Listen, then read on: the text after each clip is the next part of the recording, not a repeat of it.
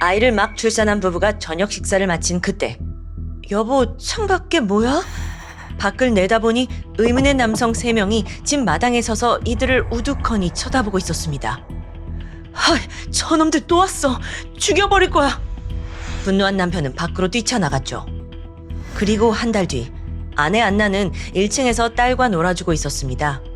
바로 이때 뒷문이 덜컹거리면서 안으로 들어오려는 2명의 괴한과 마주합니다. 안나의 비명에 2층에 있던 가족들이 황급히 내려왔죠. 하지만 그들은 이미 사라진 후였습니다. 네, 이 집에서는 공포스러운 일들이 1년 넘게 계속 벌어지고 있었습니다. 안녕하세요. 전 세계 범죄 사건을 다루는 토요미스테리 디바제시카입니다. 2017년 10월 23일 미국 오하이오주 스트롱즈빌에 살고 있던 50대 남성 브루스 플래스코빅은 그날따라 좀 이상한 하루를 보내게 됩니다. 일단 아침에 회사를 지각해서 하루 종일 정신이 없었어요.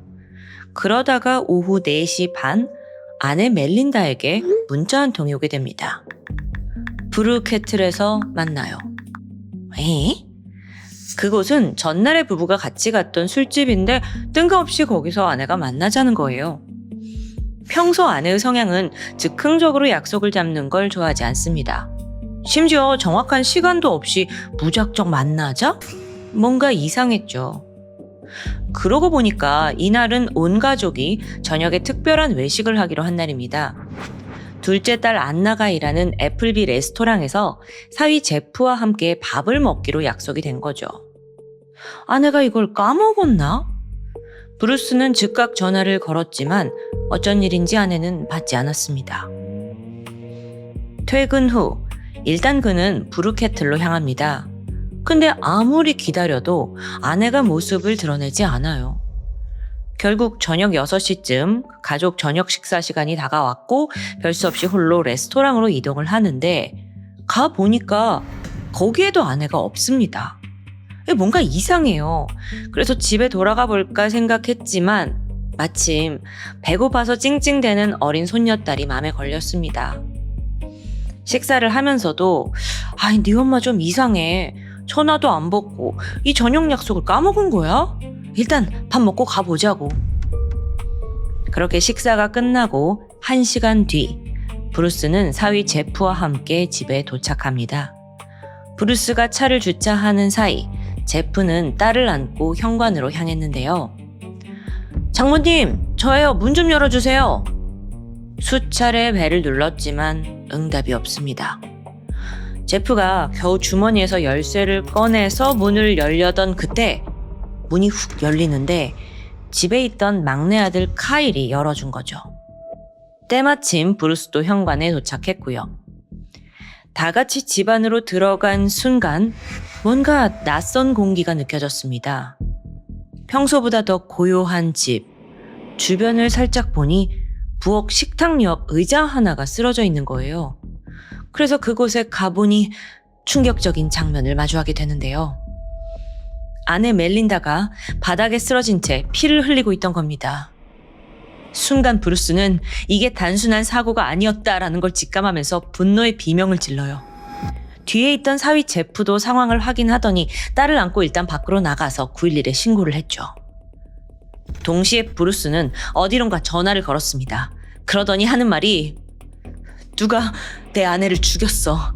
내가 분명 누군가 우리 집을 노린다고 1년 내내 말했잖아. 당신들이 내 아내를 죽게 만든 거야. 곧이어 구급대가 도착해서 멜린다를 병원으로 이송했지만 밤 9시 사망 선고가 내려집니다. 일단 멜린다의 몸에는 타살의 흔적이 가득했습니다. 총 35개의 자창과 함께 2발의 총상까지 남아 있었어요. 이건 명백한 오버킬이라고 볼 수 있죠. 즉 피해자에 대한 극도의 증오나 분노가 표출된 건데요. 그 말인 즉슨 범인은 가까운 면식범일 확률이 높습니다. 이걸 뒷받침하듯 현관이나 창문에 강제로 누군가 침입한 흔적이 없었어요. 그런데요, 아까 막내 아들 카일이 집에 있다가 문을 열어준 거 기억하시나요? 네, 카일은 엄마와 함께 집 안에 있었습니다. 하지만 그는 다운 증후군과 중증 지적장애를 앓고 있어서 정확하게 경찰에게 진술하는 게 어려웠어요. 무엇보다 엄마가 사망했다는 사실조차 제대로 이해하지 못했고요. 어쩌면 범인은 이 사실을 알고 카일이 함께 있는 공간에서 엄마만 살해한 채 카일을 살려둔 건 아닐까요? 여기서 또다시 범인이 단순 강도가 아니었다라는 걸 암시하고 있죠. 한편 피해자 멜린다는 이 마을에서 아주 존경받는 인물이었습니다. 27년간 스트롱스빌 중학교에서 교직 생활을 했는데요. 학생들을 세심하게 보살피는 좋은 선생님이라는 평판을 유지해왔죠.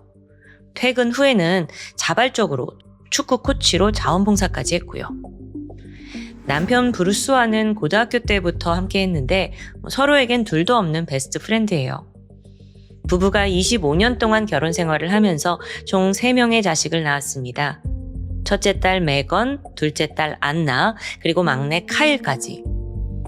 이 중에 다운 증후군과 지적장애가 있는 막내 카일은 부부의 아픈 손가락이었습니다. 아들에게 헌신을 하면서도 다른 두 딸이 소외감을 느끼지 않도록 최선을 다했죠. 하지만 모든 게 뜻대로 흘러가지는 않았는데요. 2016년 초 둘째 안나가 충격 고백을 합니다.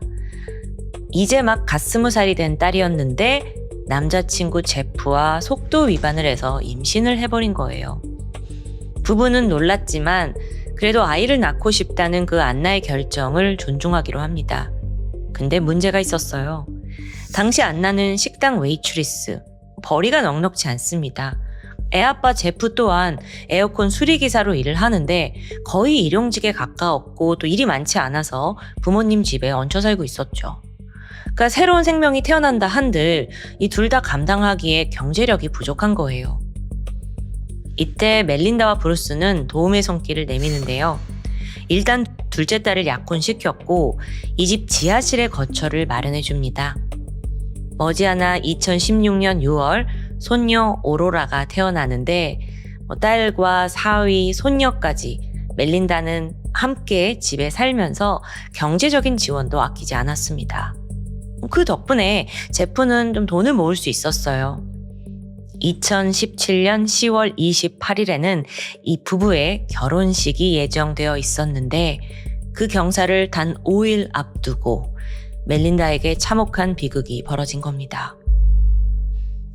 그런데요, 앞서 아내의 죽음을 마주한 브루스가 모든 게 경찰 탓이다라고 말했던 거 기억하시나요? 자그마치 1년간 이어졌다는 괴롭힘. 가족들은 작년 2016년 6월 손녀 오로라가 태어난 직후부터 기이한 일을 겪게 됩니다. 그 첫 시작은 어느 늦은 밤이에요. 제프가 이제 약혼녀 안나와 주방에서 저녁을 먹고 있었어요. 그런데 갑자기 뒷마당에서 인기척이 들린 거예요. 자기 무슨 소리 들리지 않아? 하고 막 제프가 두리번거리다가 갑자기 뒷마당을 가리키면서 저기 좀 봐봐. 웬 남자들이 우리 집을 보고 있어. 하나, 둘, 셋. 아니 마당에서 담배까지 피는데? 이걸 들은 안나가 깜짝 놀라서 창가로 다가가 보니 정말 이 남성들이 마당에서 담배를 피고 있는 거예요. 아니 남의 집 마당에서 이러면 안 되잖아요. 그래서 안나가 즉각 경찰에 신고를 했는데 정작 경찰이 왔을 때 낯선 이들은 이미 자취를 감춘 뒤였죠.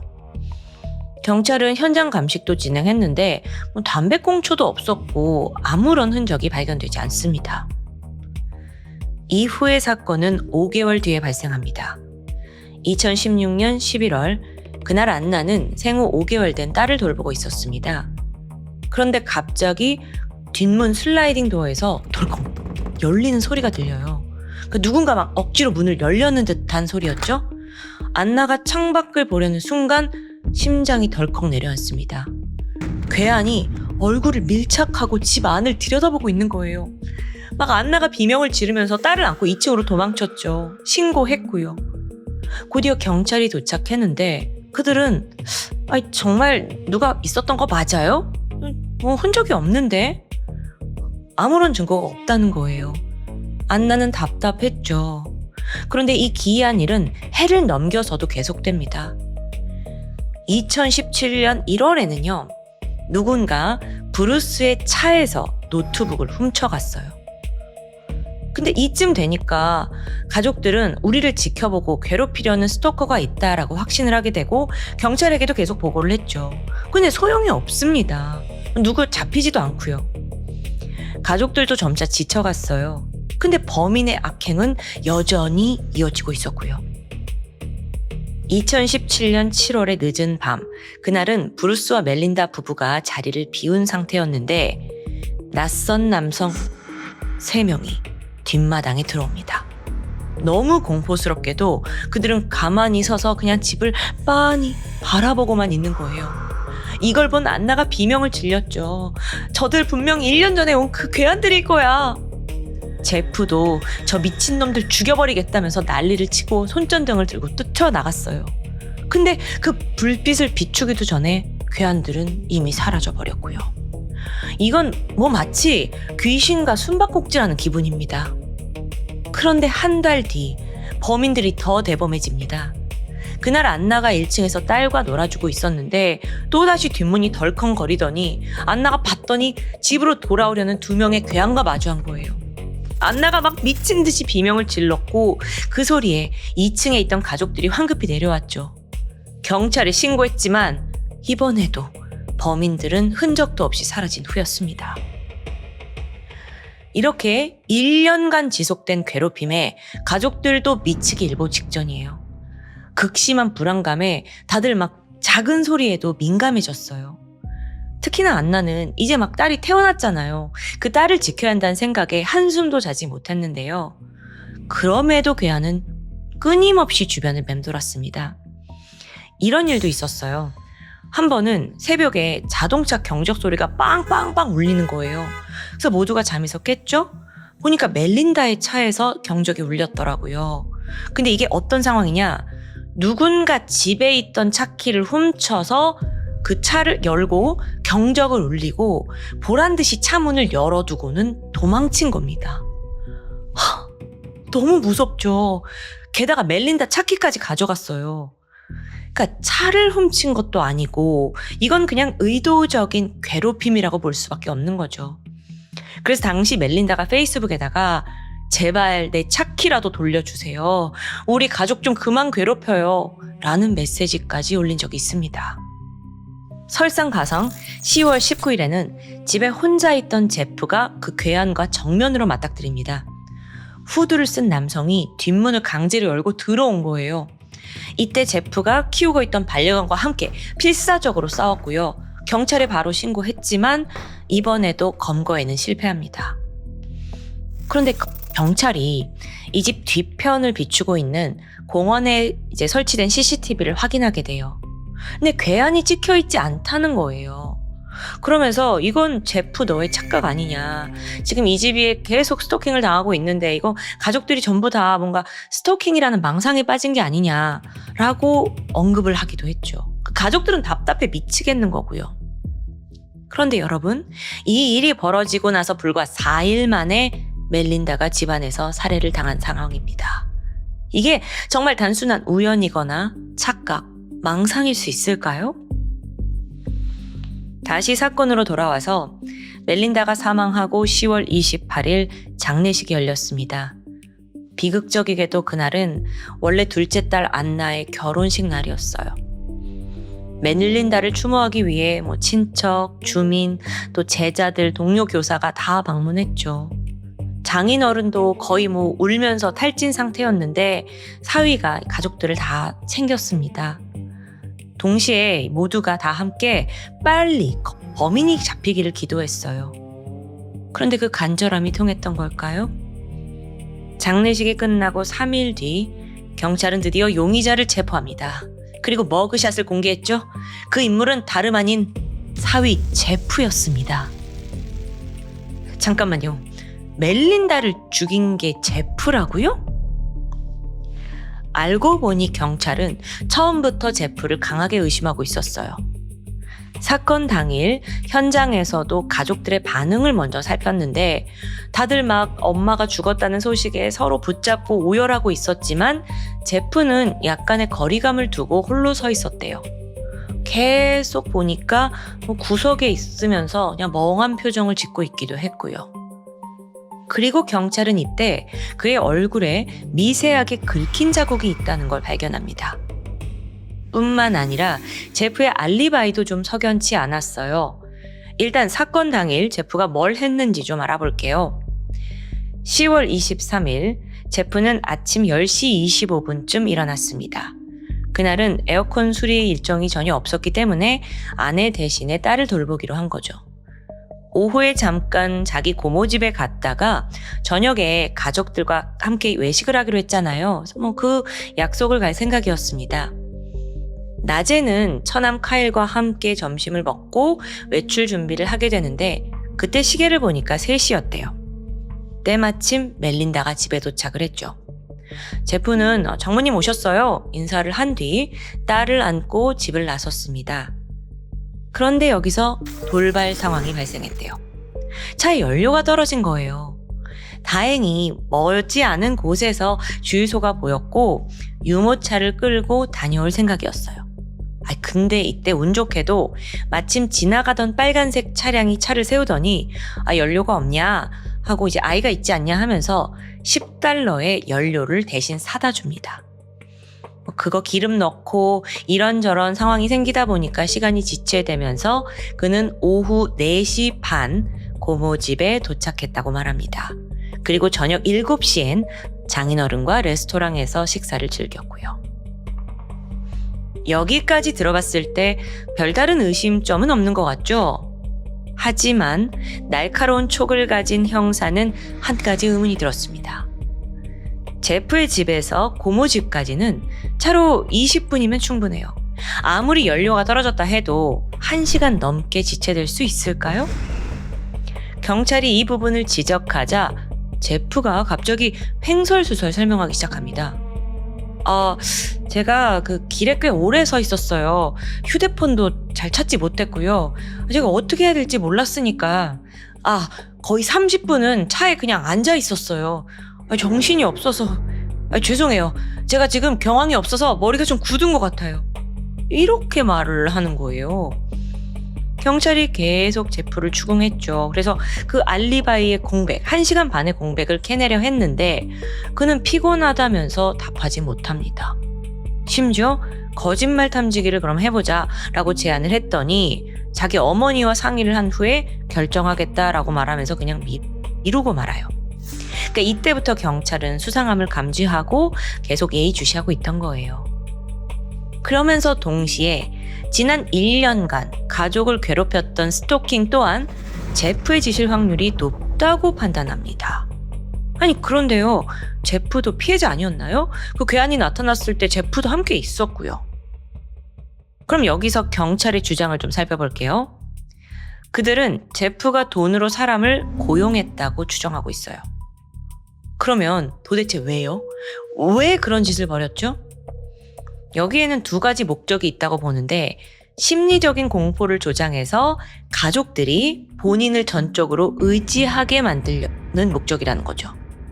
동시에 경찰을 무능한 집단으로 만드는 거고요. 그럼 왜 그래야 했냐? 제프 본인은 일용직을 전전하면서 사실상 장모님네 집에 얹혀 살고 있는 사위잖아요. 그런 어떤 자기의 나약한 이미지가 아니라 이 가족들을 괴한으로부터 지켜주는 유일한 사람, 히어로가 되고 싶었던 게 아니냐라는 경찰의 시나리오입니다. 자, 그러던 중에 모종의 이유로 장모 멜린다와 다툼이 생겼고 살인까지 이어졌다라고 주장하는데 이게 맞을까요? 개인적으로 저는 조금 아리까리하더라고요. 자세한 조사가 필요하겠죠? 그래서 경찰이 제프 핸드폰 압수했고 살인 전후로 연락한 사람이 누군지 파악을 하는데 또 뿐만 아니라 GPS를 추적해서 사건 당일 행적까지 재조사했고요. 그런데 핸드폰 기록상 제프가 괴한을 고용했다는 내역은 아무리 찾아도 나오지 않습니다. 하지만 더 결정적인 내용이 나와요. 앞서 경찰한테 진술했을 때 고모 집에 오후 4시 반에 도착했다고 했어요. 그런데 핸드폰을 포렌식하니까 고모한테 아직 출발하지 못했어요 라는 문자를 보낸 내용이 나옵니다. 그 시간이 오후 5시였어요. 4시 반에 도착했다면서 5시에 아직 출발도 안 한 거예요. 거짓말한 게 들통났죠? 실제로 고몬에 도착한 시간은 6시였습니다. 자, 여기서 좀 정리해 볼게요. 멜린다는 오후 3시 집에 도착했어요. 문자를 봤을 때 제프는 오후 5시가 되도록 집에서 출발하지 않았습니다. 즉 3시부터 5시까지 그 2시간 동안 제프는 멜린다와 함께 있었다고 볼 수 있는 거죠. 그런데 여러분, 이 시각 멜린다가 남편에게 메시지 보냈던 거 기억하시나요? 그게 오후 4시 35분이었어요. 아주 짧고 낯선 말투로 그 술집으로 오라고 통보를 했습니다. 그래서 여기서 경찰은 그 문자 자체도 범인이 보냈다고 추정하고 있었거든요. 그러니까 이 모든 걸 다 종합하면 답은 하나로 귀결되죠. 제프가 멜린다를 살해하고 문자를 보냈다. 이걸 뒷받침하듯 집에 주차되어 있던 제프의 픽업 트럭에서 완벽한 물증이 발견됩니다. 뒷좌석에서 전술용 칼이 나온 거예요. 그리고 그 칼날에서 멜린다의 혈흔이 검출되었고 손잡이엔 제프와 멜린다의 DNA만 나왔어요. 뿐만 아니라 제프의 부모님 집에서 권총과 함께 피 묻은 회색 운동복이 발견되거든요. 자, 그럼 지금 멜린다가 몸에 칼에 찔린 상처, 권총에 맞은 상처가 있었는데 그 모든 증거들이 지금 제프 주변에 깔려 있는 거죠. 뿐만 아니라 알고 보니까 제프가 결혼을 앞두고 예식장 대금 문제로 꽤나 어려움을 겪고 있었다라는 사실이 드러납니다. 그리고 멜린다는 이걸 알고 있었고 사건 전날 두 사람이 대화를 나눴다는 것까지 확인됐죠.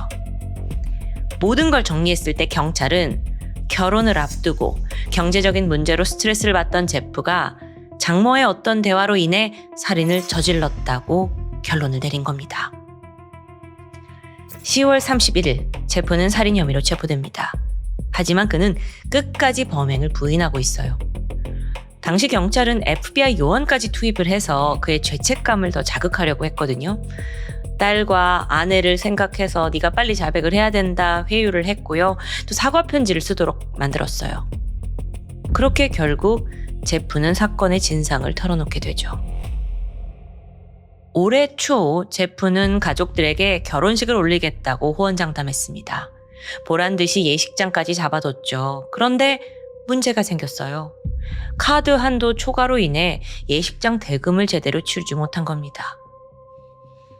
자, 그게 이제 사건의 발단이 되었다는 건데 경찰은 제프가 괴한을 고용해서 평소보다 돈을 더 많이 썼다라고 추정을 하고 있습니다. 그리고 예식장 업체는 보증인이었던 엄마 멜린다에게 상황을 전달하게 된 거죠. 그래서 자초지정을 판단하기 위해서 멜린다가 사건 전날 제프를 조용히 방으로 불러요. 추정컨대 이때 야, 너 지금 결혼식이 코앞인데 이 대금을 왜 아직 못 치른 거냐? 야단을 맞았겠죠? 그러면서 제프는 모멸감과 또 조급함이 들었을 겁니다. 내가 좀 괜찮은 히어로 같은 사위가 되고 싶은데 이게 다 이미지가 망가지면 어쩌지? 이러다가 내가 저지른 모든 걸 가족들이 알게 되는 것 아니야? 제프는 두려워졌어요. 그러면서 멜린다의 입만 막으면 된다고 생각했을 겁니다. 사건 당일 오후 2시 제프와 멜린다가 두 번째 대화를 시작했죠. 그런데 여기서 제프는 멜린다를 통해 충격적인 이야기를 들었다고 말해요. 뭐라고 야단을 쳤냐면 자네는 정말 대책이 없는 사람이야. 오로라, 자네 딸 아닌 거 아니야? 친자 검사라도 필요한 거 아니야?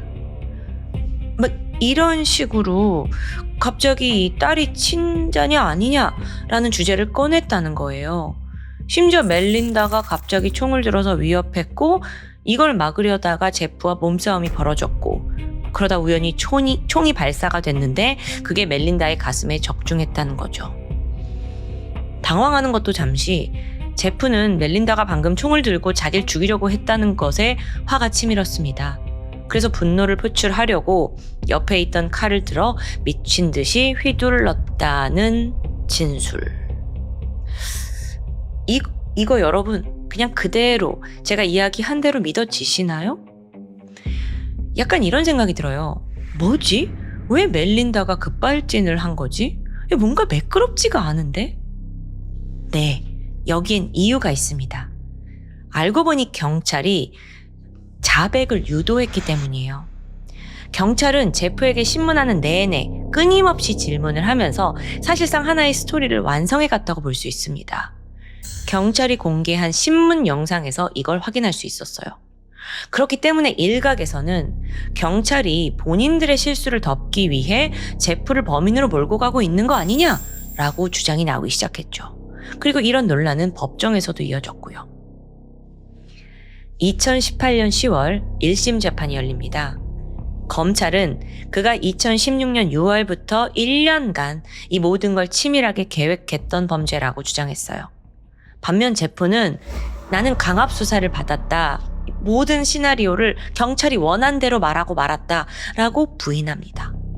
하지만 정작 차에서 나온 흉기 그리고 또 거짓 알리바이까지 있었잖아요. 이 부분에 대해서는 제프도 제대로 해명을 하지 못하는 거예요. 아이 참 답답하죠.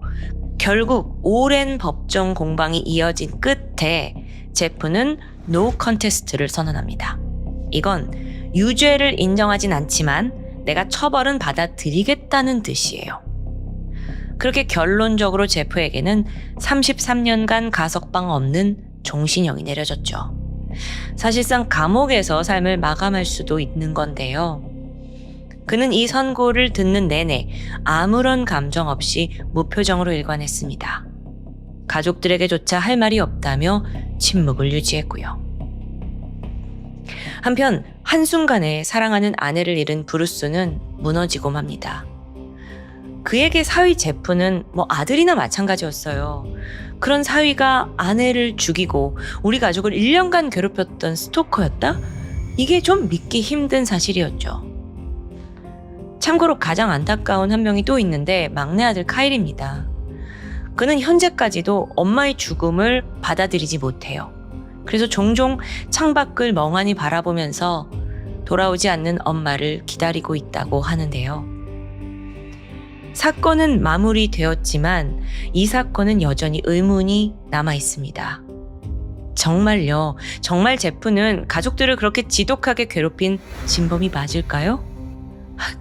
그날 멜린다를 살해한 진짜 살해 동기는 뭐였을까요? 전 그 부분이 여전히 풀리지 않아요. 그리고 멜린다는 왜 갑자기 친자 검사를 운운했을까요? 그리고 멜린다가 꺼냈다는 총은 갑자기 어디서 난 걸까요? 뭔가 탄탄하지 않은 경찰 수사와 강압적인 자백. 이미 범인은 제프로 판결이 났지만 지금까지도 많은 이들이 찜찜함을 가지고 의심을 거두지 못하고 있는 사건입니다. 지금까지 토요미스테리 디바제시카였습니다. 2018년 1월 28일 일요일 이른 아침에 미국 뉴멕시코주 앨버커키 경찰서에 신고 전화가 걸려옵니다. 한 노년의 남성이었는데 내가 여동생이 있는데 며칠째 연락이 안 돼요. 그래서 내가 지금 여동생 집 앞에 와 있습니다. 실종됐다는 사람은 65세의 메릴린 겐더티였습니다. 경찰도 서둘러 이 집 앞에 도착을 했죠. 그 앞에서 초조한 표정의 오빠 해리가 기다리고 있었는데요.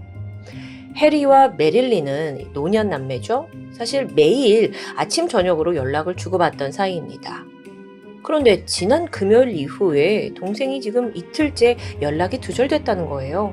그래서 걱정이 된 오빠 해리가 토요일에 메릴린의 집을 직접 찾아왔었죠. 근데 문은 잠겨 있고 응답은 없었습니다. 근데 이상한 게 이 동생이 평소 몰고 다니던 트럭이 여전히 차고에 세워져 있는 겁니다. 근데 또 동생은 아무리 전화해도 전화 받지 않고 아예 전화기도 꺼져 있어요. 걱정이 됐지만 오빠 해리는 일단 어디를 좀 급하게 갔나 보다 라는 생각에 대문에 메모를 남겨둔 채 떠나게 됩니다. 너 이거 보면 꼭 나한테 연락해 이렇게 메시지요. 그리고 일요일 아침 다시 여동생의 집을 찾아온 거예요. 근데 메모는 그대로 붙어 있었죠.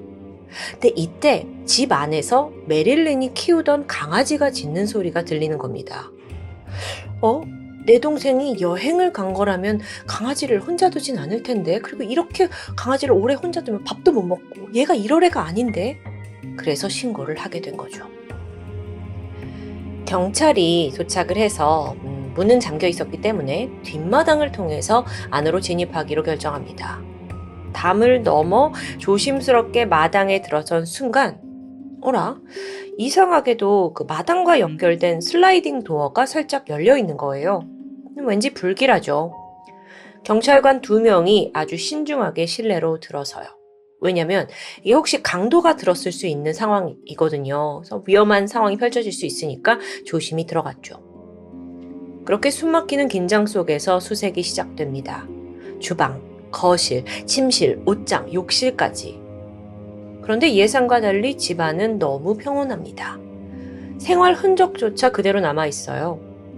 메릴린이 60대다 보니까 식탁에 이제 아침마다 먹고 남은 그런 약병들이 그대로 남아있더라고요. 또 얼마 전에 병원에서 받아온 처방전이 냉장고에 붙어 있고요.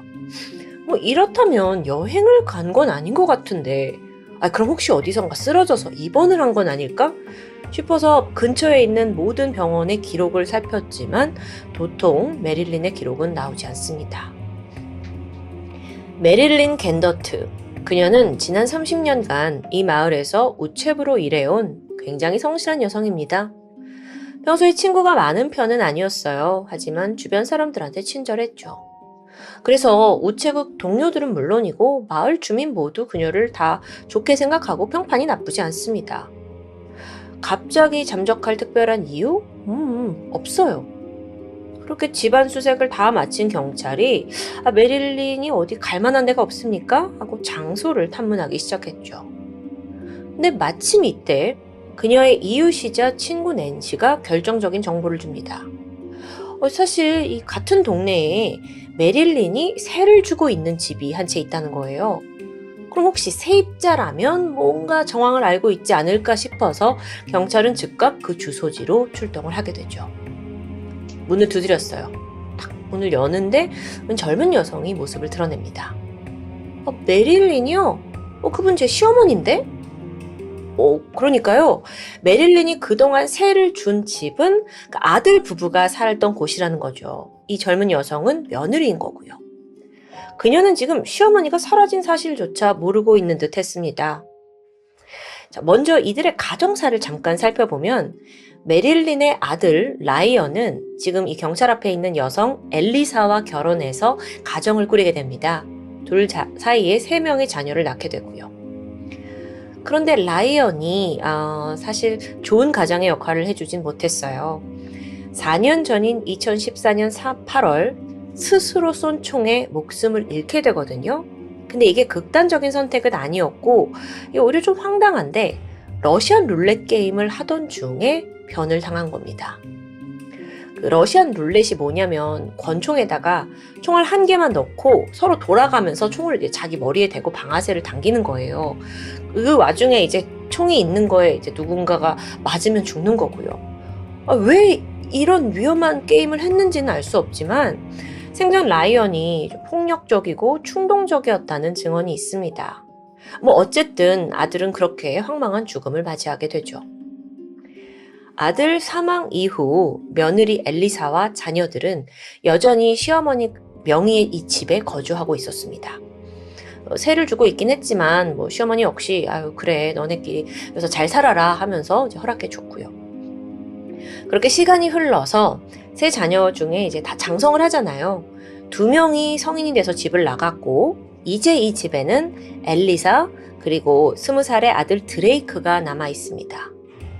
근데 어느 날부터인가 엘리사는 혼자서 이 집세를 감당하기가 너무 부담스러운 거예요. 그래서 고민을 하던 그때 자신의 친구 애니라는 사람을 룸메이트로 들이게 돼요. 너 와서 우리랑 같이 살고 좀 월세를 나눠내자 한 거죠.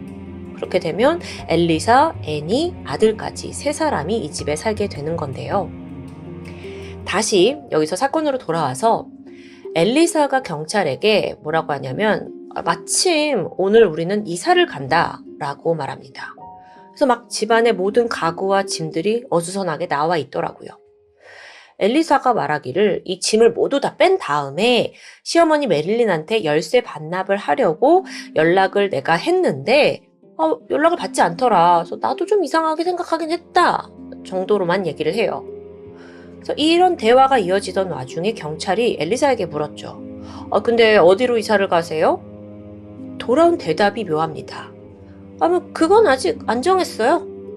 아니, 짐도 다 빼고 뭐 오늘 이사를 가는데 아직 어디로 갈지 모른다는 건 말이 안 되잖아요. 일반적인 상황이 아니죠. 경찰이 이상함을 느끼긴 했지만 당장 이게 뭐 메릴린의 실종과 연관성이 있다라고 보기는 어렵기 때문에 그렇게 지나갔고 또 며칠의 시간이 더 흐르게 됩니다. 그러던 중이었어요. 실종 신고가 접수되기 하루 전인 1월 27일 새벽 엘버커키에서 약 80km 정도 떨어진 사막에서 시신 한 구가 발견됩니다. 그러니까 이건 실종 신고 접수 하루 전날이에요. 인근을 지나가던 운전자가 발견을 했는데 이 모양이 좀 특이했어요. 매트리스가 하나 딱 있는 거예요. 근데 이 매트리스에 자세히 보니까 시신이 묶인 채 완전히 불에 타 있는 상황입니다. 그래서 너무 놀라서 신고를 했죠. 경찰이 왔는데도 사실 모두 불에 탔기 때문에 신원이 누구인지 확인이 힘들었고 지문조차 모두 사라진 상황이었어요. 다만 육안으로 봤을 때 이 피해자 체구가 굉장히 작더라고요. 그래서 경찰은 그 당시에 이건 뭐 아이거나 청소년이 아닌가라고 짐작만 하던 상황입니다. 이후에 경찰이 인근의 실종자들을 대상으로 일일이 DNA 대조를 거쳤고 그리고 그 중에 시신 발견 하루 뒤 실종 신고가 접수된 메릴린도 있었습니다. 결과는요? 근데 이게 사실 시간적으로 맞질 않잖아요. 신고 전에 시신이 발견된 거니까요. 그래서 그때는 연관성을 바로 찾지 못한 거예요. 그러다 얼마 후에 부검 결과가 나왔죠. 매트리스에 묶인 채 불에 탄 시신은 바로 메릴린 겐더티였습니다. 빠르게 실종 사건이 살인 사건으로 전환돼요. 자, 지금 그녀가 죽임을 당한 상황이 매트리스에서 사막 한가운데 매트리스에 묶인 채 불에 탔어요. 이건요, 범인이 그녀에 대한 분노를 표출했다고 볼 수 있거든요. 그래서 경찰은 가장 먼저 주변 사람들을 탐문했죠. 친구, 가족관계, 거기에 평소 습관까지 다 조사합니다. 그런데 이런 와중에 한 가지 공통적인 이야기가 들려요. 메릴린이 원래 외출을 잘 하는 사람은 아니래요. 그런데 최근에 어떤 이유로 외출이 좀 잦아졌다는데 이유가 있었죠. 바로 며느리 엘리사가 살고 있는 이 집 문제 때문이었습니다. 알고 보니까 메릴린이 며느리한테 너 이제 이 집에서 나가라 라고 강제 퇴거를 요구했었어요. 자, 이게 물론 미국 주마다 법이 다르긴 하지만 미국은 세입자가 문제를 일으킬 경우 집주인이 그들을 강제로 내쫓을 수 있다고 해요. 근데 사실 가족이잖아요. 시어머니랑 며느리인데. 근데 왜 내쫓았냐? 이유가 있죠. 며느리가 너무 오랫동안 월세를 밀린 상태였기 때문입니다. 근데 메릴린은 이제 노년의 나이고 곧이어 그 우체국에서 퇴직을 앞두고 있었거든요. 그러니까 자기도 돈이 필요하죠. 그러니까 더 이상 며느리의 편의를 봐줄 수 없다고 결심을 했고 고민 끝에 힘들지만 퇴거 통지서를 전달했던 상황이에요. 자, 이건 굉장히 중요한 정황입니다. 그때 경찰이 며느리 만났을 때 퇴거에 대한 이야기는 전혀 하질 않았거든요. 평범하게 그냥 자의에 의해서 이사를 가는 것 마냥 행동했잖아요. 사실은 내쫓긴 건데요. 머지않아 며느리의 또 다른 거짓말이 들통나는데 그녀는 분명 일요일에 열쇠를 반납하기로 했다고 진술했어요. 하지만 메릴린의 친구의 증언에 따르면 사실 이 이사가 토요일에 이미 끝났어야 했어요. 그러니까 한마디로 집주인이자 시어머니인 메릴린이 너 토요일까지 나가 라고 한 거거든요. 근데 그 이후에도 계속 머무르고 있었던 거죠. 이 두 사람 아주 불편한 관계였다는 게 자명합니다. 이렇게 짙은 의혹과 함께 경찰은 엘리사 그리고 그의 아들 드레이크의 신원을 조회합니다. 근데 여기서 또 놀라운 사실이 밝혀져요. 드레이크가 그동안 몇 번의 범죄로 전과가 있더라고요. 근데 드레이크가 이 집에 엄마 엘리사랑 같이 살고 있진 않아요. 나가서 어떤 모텔에 머물고 있는데 경찰이 바로 거길 찾아갔죠. 그러면서 자, 지금 당신 할머니가 실종됐는데 알고 있냐? 라고 물었어요. 근데 이 드레이크 손자가 아, 그래요? 제가 몰랐는데 하면서 막 횡설수설. 뭐 아주 간단한 질문이잖아요. 할머니가 사라졌는데 알고 있냐? 근데 이거 제대로 대답을 하지 못하는 거예요. 그러다가 결국 경찰이 사실 당신의 할머니는 살해된 채 발견됐습니다. 라고 밝히게 되는데 이때 드레이크 표정이 압권입니다. 누가 봐도 너무 티나는 연기로 할머니 돌아가셨어요. 라는 말에 그래요? 뭐 굉장히 어색한 표정과 몸짓이 나오는 거예요. 그래서 경찰이 이걸 딱 감지했죠. 오죽하면 지금 손자 된 사람으로서 기분이 어떠냐라고 되물었거든요. 근데 드레이크가 뭐라고 하냐면 슬프죠. 근데 이러면서 경찰과 전혀 눈을 마주치지 못합니다. 의심스러워요. 하지만 이것만으로 이 엘리사 드레이크 모자를 단번에 의심하기에는 부족합니다. 경찰이 확실한 증거를 찾기 위해서 다시 한번 엘리사의 집을 찾아가서 수색하기 시작했죠. 그러던 중에 이 집 그 한쪽에 벽면에 아주 작은 혈흔이 튀어 있는 걸 발견해요. 그럼 혹시 이 집에서 어떤 사건이 벌어진 건가 싶죠? 경찰이 물었습니다. 엘리사한테. 마지막으로 시어머니를 보신 게 언제입니까? 그랬더니 토요일 아침 10시래요. 토요일. 이거 완전 거짓말이죠. 애초부터 시신이 사막에서 발견된 건 그 전인 토요일 새벽입니다. 이미 그 전에 사망해 있는 상태였어요. 근데 어떻게 토요일 아침 10시에 만나요? 이런 거짓말은 강력한 범죄의 증거가 될 수 있는데요. 경찰은 즉각 현장에서 엘리사 그리고 또 룸메이트 애니까지 체포합니다. 또 동시에 호텔에 머물고 있던 드레이크도 체포했고요. 자, 이제 진실을 밝혀야 할 텐데 경찰은 이 세 사람을 각각 분리해요. 그리고 취조를 시작했죠. 이 세 사람 중에 가장 쫄보라고 할 수 있었던 드레이크가 막 이제 압박에 취조를 받는 와중에 네, 맞아요. 제가 할머니를 살해했어요. 라고 인정을 합니다. 근데 이때 뭐라고 하냐면 그건 자의가 아니었다는 거예요. 할머니가 내가 너무 늙었으니 나를 죽여줘 라고 부탁했다는 겁니다. 이게 말이 되나요? 자, 그러면 다른 방에 있던 엄마 엘리사는 뭐라고 주장했을까요? 그녀는 룸메이트 애니를 주범으로 몰았습니다. 사건 전날 금요일 아침인데 시어머니 메릴린이 집에 찾아왔었대요. 그러면서 니네 내일까지 꼭 나가야 돼. 빨리 당장 나가. 막 이렇게 했다는 거예요. 근데 이 과정에서 메릴린과 그리고 이 친구 애니 사이에 말다툼이 생겨요. 그리고 애니가 격분을 해서 시어머니를 폭행하고 며느리는 그냥 너무 무섭게 목격만 하고 어찌저찌 해서 내 친구를 돕긴 했지만 가담을 했지만 나도 시어머니한테 악감정이 있어서 가담을 했지만 결국 주범은 애니라는 거죠. 그러면서 또 엘리사가 말하길 이때 집에 드레이크는 없었대요. 그러니까 자기 아들은 쏙 빼는 거죠. 이게 아들의 주장과는 또 맞지 않죠. 아들은 자기가 죽이긴 했는데 할머니가 죽여달라고 해서 죽인 거고. 일단 경찰은 엘리사와 드레이크의 말에는 신빙성이 없다고 판단합니다.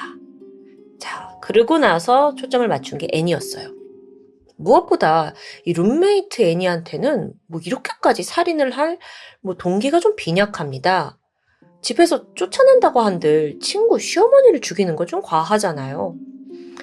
상황이 이렇다 보니 경찰은 그나마 이 애니로부터 무언가를 얻어낼 수 있을 거다. 아마 진실을 말할 거다라고 판단을 했어요. 그렇게 해서 하나하나 신문을 해서 드러난 사건의 전말. 엘리사는요, 평소 시어머니에게 아주 불만이 컸습니다. 특히나 최근에 퇴거까지 요구하니까 이 갈등이 거의 극에 치달았죠. 내가 남편을 잃은 것도 너무 억울한데 날 쫓아내기까지 해? 집 하나 있는 게 대수야? 두고 봐. 막 이러면서 분노가 하루하루 쌓여갑니다. 급기야 그녀는 아들 드레이크 그리고 룸메이트 애니에게 우리 시어머니 살인해버리자 계획을 털어놓게 돼요. 그러니까 처음에 친구 애니는 얘가 미쳤나 하고 막 농담인 줄 알았대요. 하지만 엘리사는 굉장히 진지했죠. 26일 금요일이에요. 그러니까 메릴린이 죽기 전날 금요일날 이 며느리와 손자가 살고 있는 집에 왔었어요. 근데 엘리사가 아들을 먼저 들이밀었죠. 그러면서 아들을 막 시켜가지고 할머니한테 할머니 저희 그냥 이 집에 계속 살게 해주시면 안 돼요? 그래서 막 동정심을 유발하면서 간청을 합니다. 근데 메릴린도 이미 사실 굉장히 오랫동안 이들 모자들을 봐줬고 또 자기도 돈이 필요한 상황이잖아요. 마음을 굳힌 상태였던 거예요. 뭐 손자 드레이크 얘도 이제 20살이고 혼자서 나가서 살 때가 됐고 할머니가 강력하게 거절을 하게 되는데 이때 세 사람이 은밀하게 눈짓을 주고받아요. 그 중에 애니가 먼저 시어머니 메릴린이 도망치지 못하도록 붙잡습니다. 이어 손자 드레이크가 달려들더니 할머니를 구타하기 시작했죠. 자신의 할머니를 구타한 겁니다. 그리고 동시에 며느리 엘리사도 동참을 해서 손에 야구 방망이 들고 구타해요. 자, 이들 중에 유일하게 가족관계가 아닌 건 지금 애니예요. 사실 애니는 처음에 동참할 때만 해도 메릴린을 좀 겁줄 생각이었다고 해요. 근데 엘리사와 드레이크가 너무너무 과격하게 행동하는 거예요. 막 죽일 듯이 구타를 하니까. 심지어 잠시 후 드레이크가 주방으로 가더니 나이프를 들고 와요. 그리고 그걸로 할머니의 목 부위를 무려 12번이나 찔렀습니다. 피가 터져 나왔죠. 숨이 끊어졌고 잠시 동안 이 세 사람은 아무 말도 하지 못합니다. 잠시 후 즉각 그녀의 시신을 세 사람이 트럭에 실었어요. 그리고 이때 엘리사가 말했죠. 야, 매트리스도 챙기자. 사막에 도착해서 매트리스에다가 메릴린의 시신을 묶어두고 그 위에 기름을 부은 후에 라이터에 불을 붙이게 됩니다. 왜 굳이 매트리스를 챙겨갔는지 그 부분은 확실하게 이유가 나오진 않았어요. 하지만 그 당시 사막에서 헐헐 타는 할머니, 시어머니를 보면서 이 세 사람은 어떤 생각을 했을까요? 그렇게 모든 범행이 드러나고 2020년 5월 재판이 진행됩니다. 며느리 엘리사, 살인을 공모하고 거기에 증거 조작, 사체 유기까지 징역 30년을 선고받습니다.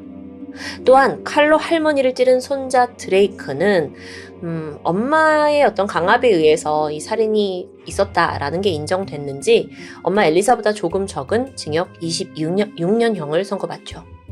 그리고 마지막으로 살인에 동참한 애니 또한 징역 12년형을 받습니다. 세상의 모든 살인을 결코 이해할 수 없지만 오늘 사건은 특히나 참 계기가 황당합니다. 집에 못 살게 하니 집주인을 죽이겠다. 아니, 생각해보세요. 그렇게 해서 시어머니를 죽이면 이제 맘 편하게 이 집은 우리 거가 될 거고 우린 편하게 살 거다 라고 여겼던 걸까요? 너무 어리석고 한심하죠. 이 집주인이 뗄래야 뗄 수 없는 자식들의 할머니예요.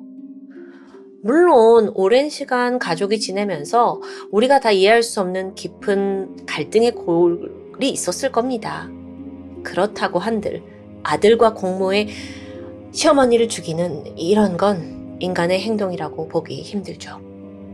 집도 잃고 평생 자유도 잃게 된 모자가 이제 차디찬 교도소에서 자신의 죄를 뼈저리게 뉘우치길 바랍니다.